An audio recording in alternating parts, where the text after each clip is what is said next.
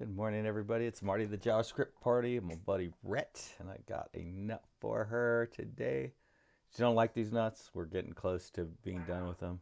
I have another bag that I can open up and throw, but I don't want to be trying to feed her like a really, really old nut in 6 months. I want to make sure that we get all of these out before we get the new ones. Here you go, baby. You see, she's not eagerly awaiting down at the bottom the way she was.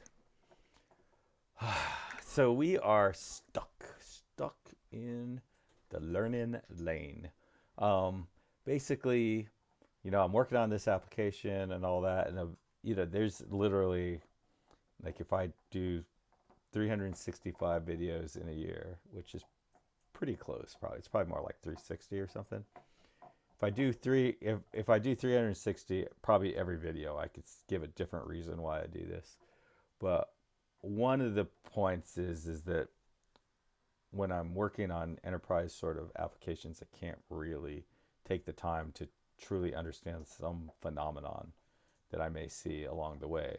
And so with this, since there's no deadlines or anything like that, I can just kind of hit the brakes when I see something that I'm very curious about and just go ham on it and just try really hard to try to figure out exactly what in the world is going on.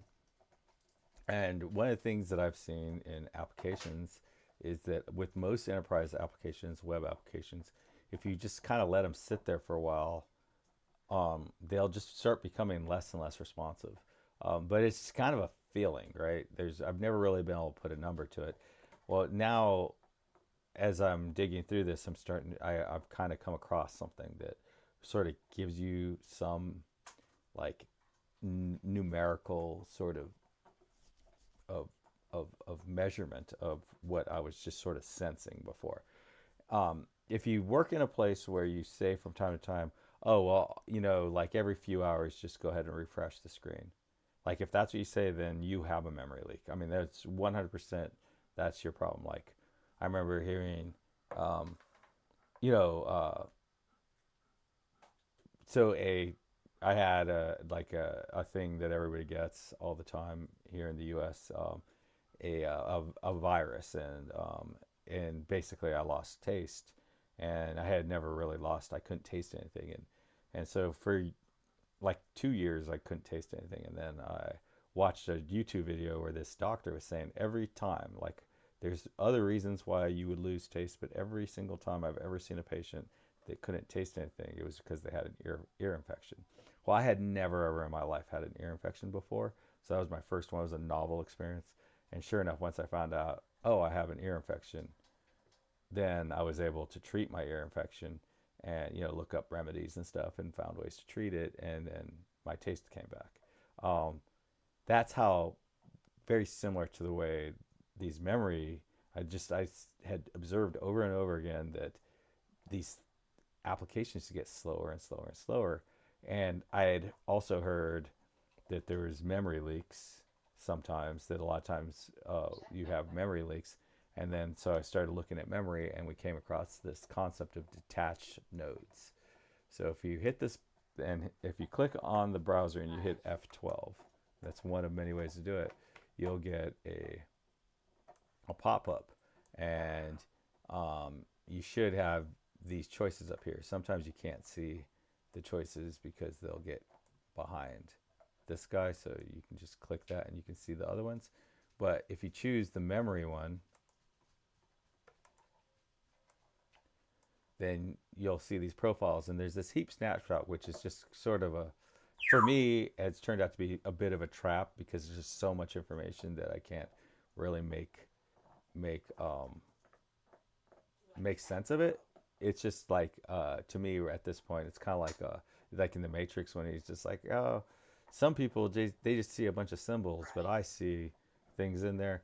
I think it's just still at the symbol stage for me. And then this allocation timeline, I did not play around with it. But this guy is probably the easiest to understand. And this is elements that exist on your web page. So as you see, like, you can't see anything, right? So the if I do take a snapshot, I have these buttons that aren't even on the screen, And I don't think they should even exist, right? So like if I were to go to elements, I don't know if they're there or not. See, inside of this app menu, see we have this button, but we don't have any other buttons. Oh, well, maybe, is that this? No, I think this is the other.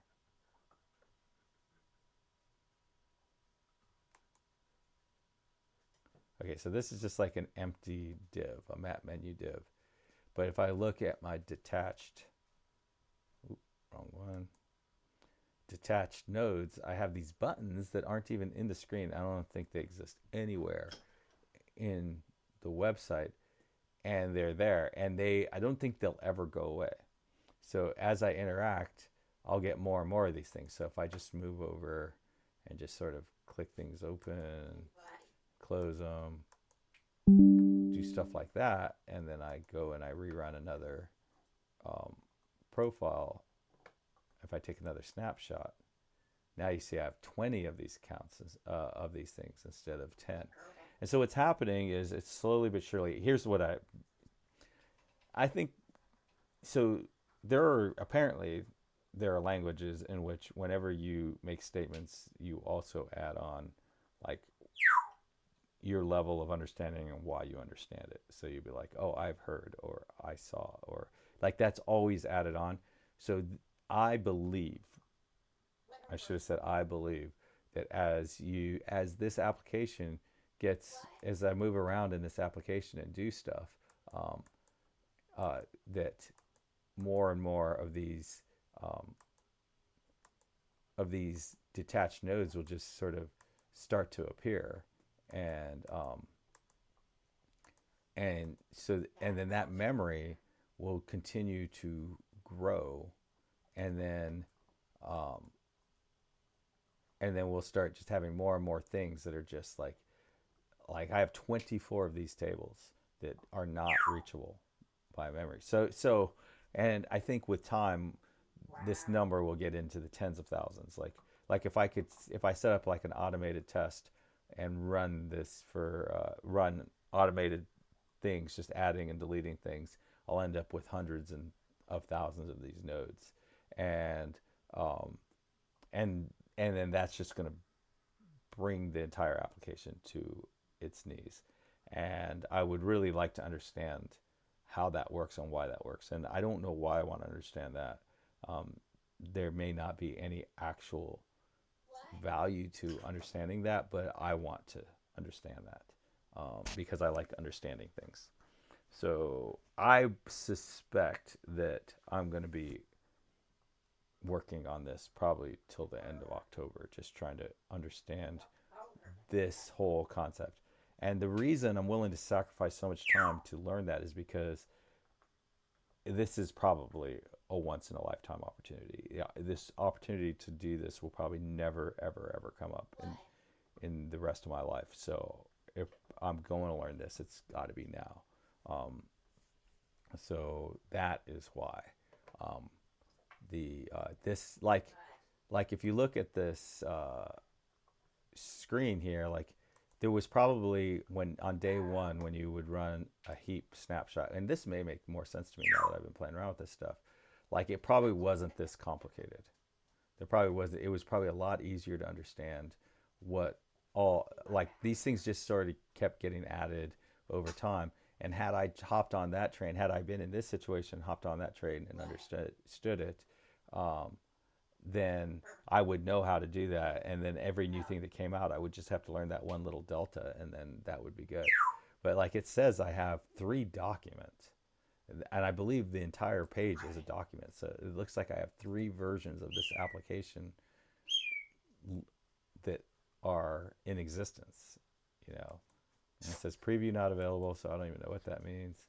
And then I have another document with the window. See, I have a document with that has all of this stuff in here. And then I have another document that has all this stuff in here. And then I have another document that has all this stuff in here. There's no way that's right. There's no way that's a good thing. Now, I don't know if I have control over that, but like I have 15 that fall under the name of module, right? So toString tag module. Like what even is this? You know, and the thing is this probably didn't exist when the first heap ever came about. But like, why in the world would I have 16,000 strings? Like, that doesn't make any sense. Or 17,000 functions, right? Like none of this makes any sense. But we're at a different point in the stage in evolution on this detached elements. It looks like we're still very early on this. So if I go like this, you know, and then that's another interesting thing, like that I just noticed out of the corner of my eye, is if I go to profiles, like right now, well, see, a second ago I thought I saw that I was like at 18 megabytes or like 28 megabytes, you know, so like we're using, it wouldn't be a ton because you know memory on this machine is like in gigabytes, which are thousands of megabytes, so it's nothing. But I'm pretty sure this is just going to keep growing and growing and growing. Um, so, and like I said, I think this is the least sort of advanced, evolved of all of them. Like allocation sampling, I don't know what that does. So this is recording. Oh, I guess I stop, and then I don't know. It doesn't seem to have any information in it, so I don't know what that does. But yeah, it kind of would have been nice to run along with this, um, to sort of learn this uh, when it was coming along, where as it was growing, you know. And I'll so that and I don't understand why this hasn't grown now, but I guess because I didn't actually do anything in the actual thing. So, anyways, we have a very simple, basic situation when we first come up. There's nothing on the screen. Absolutely nothing on the screen. There's nothing has been generated. I haven't interacted with the UI at all. But if I come in here, let me hit refresh, hit F12.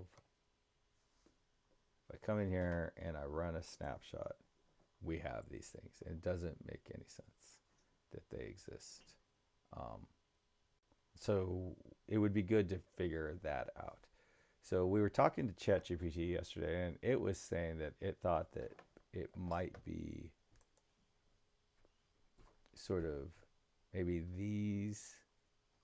the view child in here that might be causing it. But it felt like it was definitely some kind of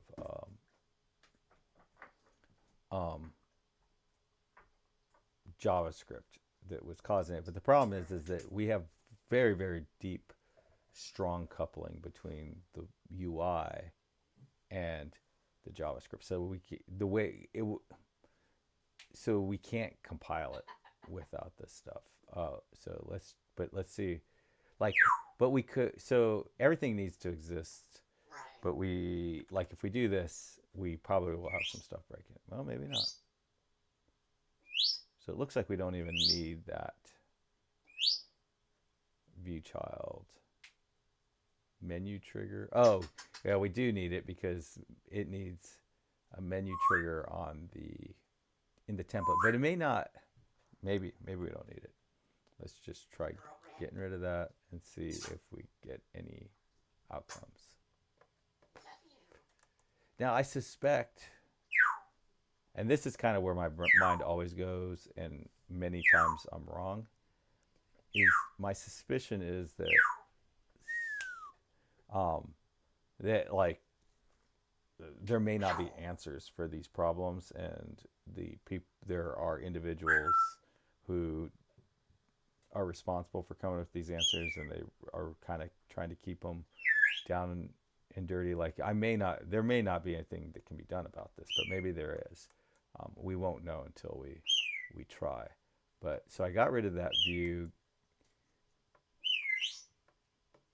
and I'm going to do a hard refresh, not like a clear cache refresh, but okay. So we still have it. Had nothing to do with that view. So now, basically, I guess what I'm going to do is I'm going to gut all of the functions. So we want the functions to still exist, But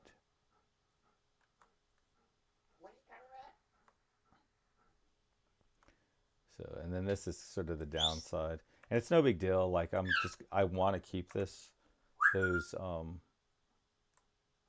and I have this all, but I think we're gonna end up using the using Git to kind of restore all this, anyways. But I can't compile it. Oh, what a web we weave! I can't compile it because I have the TypeScript set up to where it's expecting returns. And I did the returns because um, we want um, because for unit tests. Yeah, so the unit tests will be easier. So like we have all these different agendas that we're trying to achieve, um, that sometimes step on each other and make different other parts of the development process more difficult. Um, but let's go back to memory. Let's clear this. Let's clear this. Let's take another snapshot, and we still have them. So even though we aren't doing anything, so now I think, I don't know if we can app model service get reflow. So I'm just gonna say, I don't know if I have to. Yeah, see, so I think I have a problem in my HTML. So, and this could be, I wonder if I can compile. Yeah, it looks like I can do that. And can I do this? No, doesn't want to let me do this. So basically we're just trying to get to a point where we have the DOM elements defined, but they don't become detached.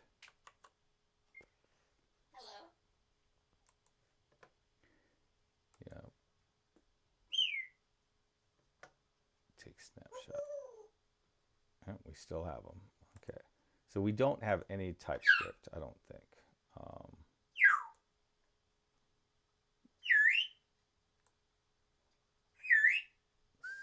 Okay, so I'm just going to get rid of this one and kind of deal with it. Then I'll probably like sort of boil this down and give it back to ChatGPT and be like, okay, what's up? What up, player?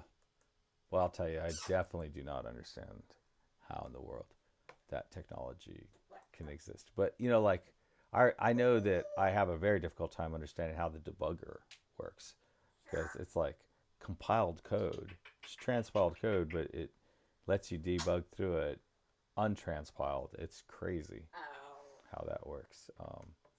So the fact that I don't understand it is not a new sort of phenomenon for me. I mean, that's just sort of the nature.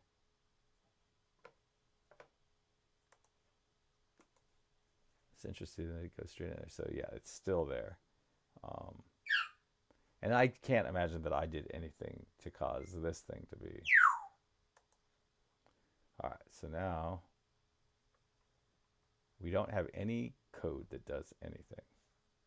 Well, we still have two things that do things.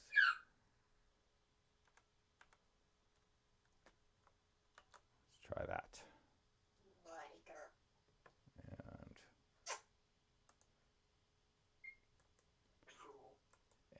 And this is like kind of one of those things where it's kind of weird, because like I don't know. I generally don't know if this is going to bear any fruit.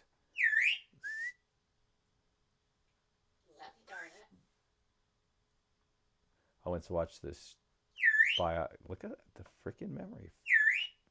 It's like, it's just weird. Like, what is it doing?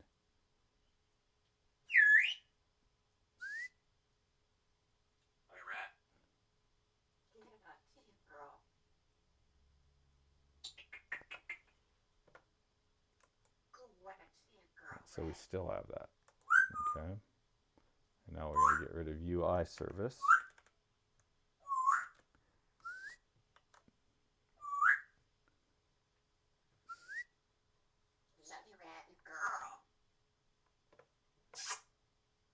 And we're going to reload. I love you too, rat.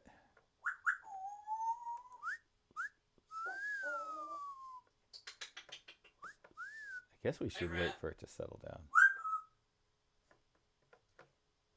Take snapshot. See, I mean, it's just, we got these detached nodes. We have 8 of them. 8 of these and 6 of these, which is just bizarre in its own right. We have that, and we have this structural styles that is detached. Yeah, so, and we don't have any code really that does anything. So I'm going to remove all of the, oh wait, close. Okay, yeah. I'm going to remove all this code. If it wasn't for Git, we would not be able to do this, right? Like, we can get right back to where we were at.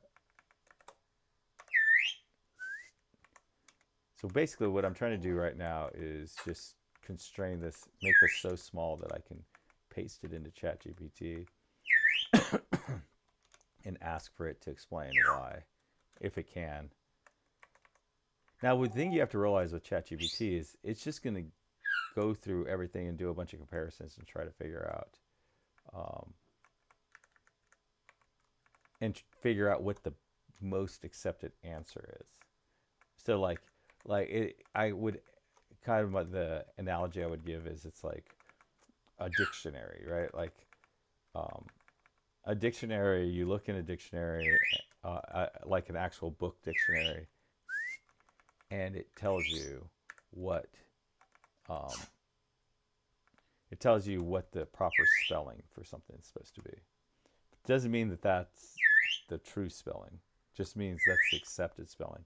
It's going to give me the accepted answer. It's going to give me the answer that it can find that seems to match up. I don't think ChatGPT actually ever sits down and writes code. Let's clear this, reload this.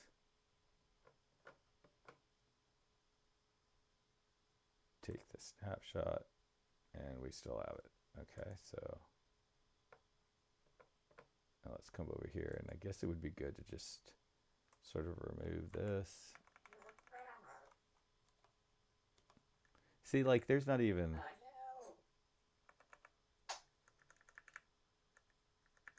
Let's remove this one. Let's remove this one. Oop, too much. You went too far.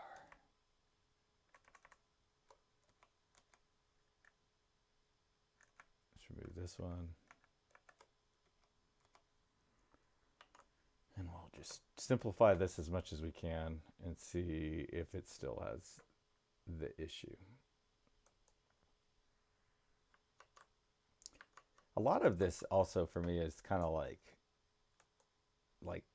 there was a point in my life where coding was extraordinarily stressful, and it was mostly because like I didn't know what was going on. And then when I started kind of doing things like this, where I just spent a lot of time of my own time trying to figure out how to just figure out how things work and what's going on around me, like, it made life just a lot less stressful. It made the job of being a computer programmer a lot more enjoyable. And there always has been this sort of underlying stress of like, okay, why is this application getting slower and slower?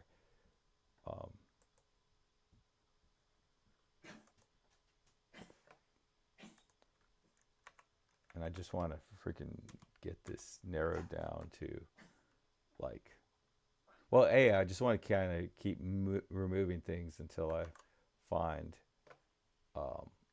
it, and just see if I can find a point where all this problem just goes away.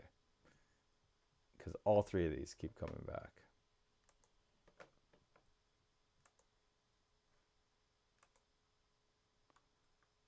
Okay, so something changed. Oh, just the ordering changed for some reason. So that was weird. All right, now let's get rid of this guy.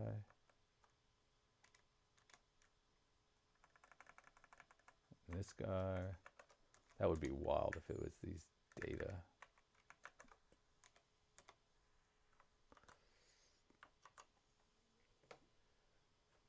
Reload. Like, I don't even know that it would work now. Clear that. Take a snapshot. We see, would this even work? Yeah, see, it doesn't even work, and it still creates these detached elements. And it is possible I just don't understand what a detached element is. So let's get rid of this guy. Now, it would not surprise me at all if that is the problem.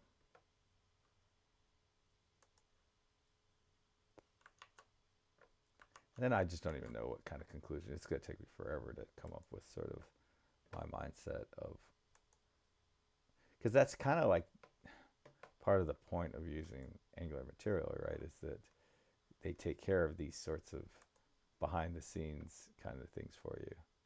Okay, so let's get rid of this directive.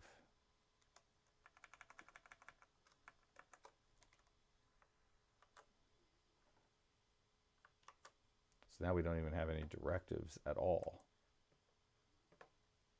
Well, I guess that's a directive up there.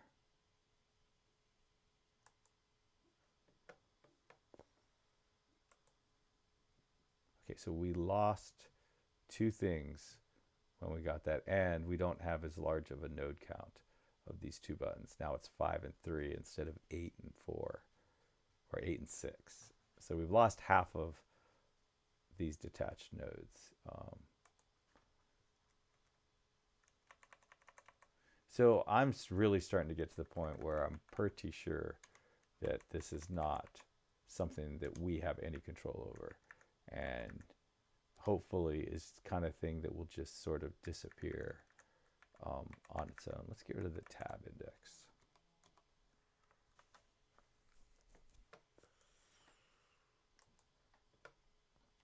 And I do stuff like this all the time too. Like, sometimes I'll get bugs where I just really have to figure it out, and I actually forgot that I do things like this. So, you know, and that is another big reason for doing this, is because I do a lot of things where I'm sort of in the context of what I'm doing, and then once I'm out of that context, I forget that I did it. You know, like, that is not an unusual thing for me. So I'm going to move. Turn this into a div. There's no reason for this to be a matte icon anymore.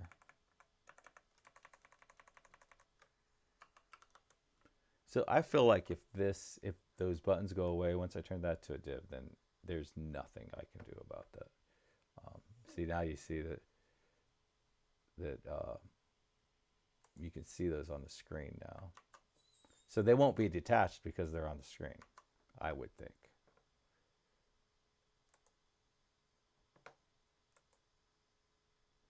Yep, so we have no detached, which is because they exist. So Angular material must.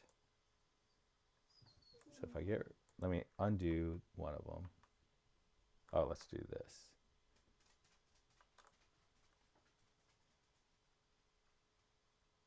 And then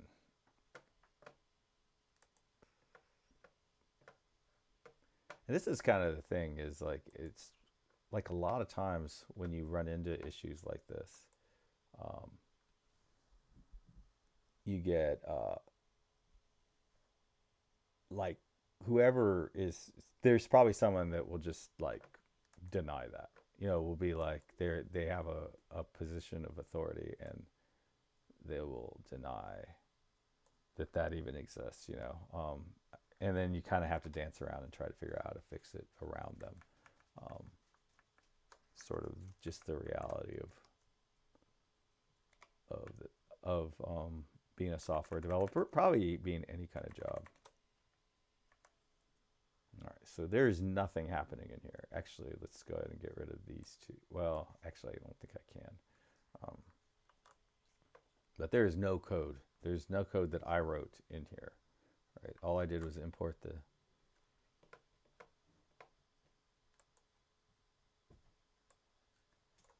take snapshot. Yep. So, and then over here, let's go ahead and get rid of this mat icon. Just put in like one word, and then get rid of this mat icon button.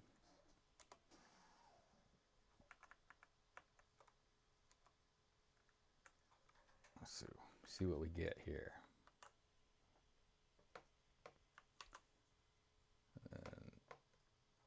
And, reload. Take snapshot. Yep, so we have those two, so it doesn't even look like this button is even a thing.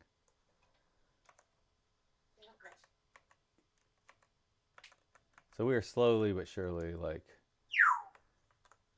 making it look very much like this is probably just a flaw in Angular material. Which, you know, I definitely probably have not made any friends on the Angular material team by sort of exposing this.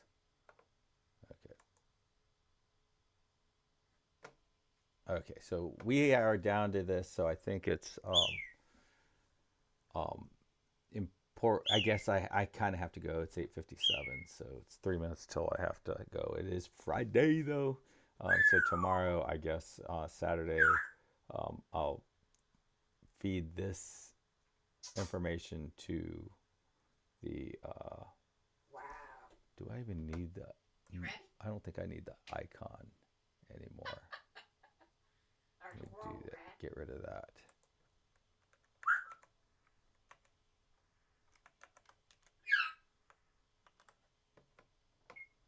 And then, it's mad about something in y'all. Let's get rid of that.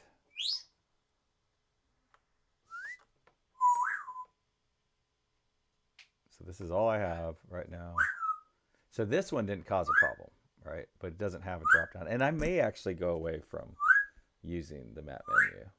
I mean, if it's like gonna, you know, like why? There's other ways to do stuff like that. And if it's gonna cause a memory leak, why use it?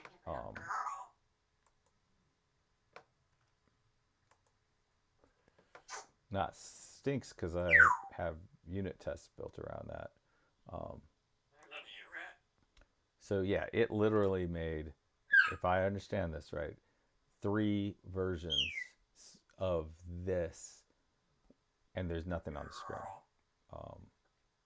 for it. Like these buttons don't exist. Like literally just wrapping. Like what? I wonder if we get rid of the buttons, we just make them spans. Hi there. Hi there, Rhett.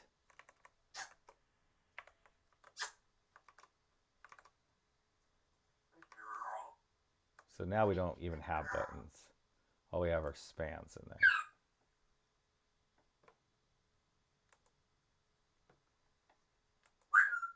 Yep, so we just, like it's literally creating detached nodes. And I don't think these detached nodes can ever be undetached. I don't think there's any way to get to them to delete them. So there's references in Angular material. That's my guess. My guess is that there are references in Angular material that that create that get lost, that never get disconnected.